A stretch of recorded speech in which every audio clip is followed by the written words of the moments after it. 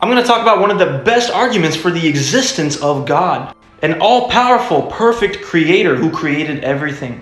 This philosophical argument was proposed by Anselm of Cadbury in the 10th century. This is known as Anselm's ontological argument.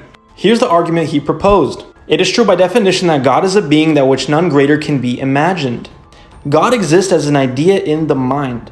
A being that exists in the mind and in reality is greater than a being that exists only in the mind.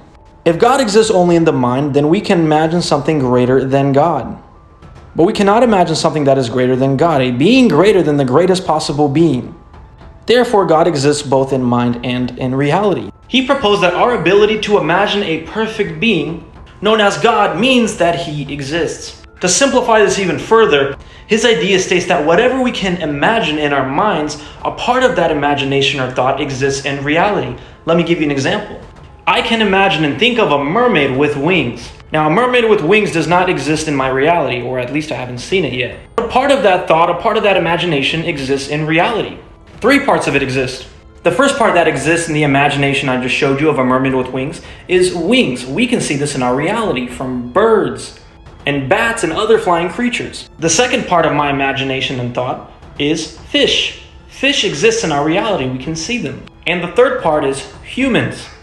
Humans exist in our reality. We can see them with our 5 senses. So all I did was combine these 3 things: human, fish, and wings. And I created a mermaid with wings in my mind. I wouldn't be able to imagine this unless parts of it existed in reality, such as fish, humans, and wings. All those 3 things exist in our reality. All I did was put them together. So if I can imagine and think of a perfect being who is the standard of morality, well, parts of that thought, that imagination, has to exist in reality. Otherwise, how did I even come up with it? If I can imagine a being outside of time, past, present, future, matter, solid, liquid, gas, and space, height, width, and length, then part of what I can think of must exist.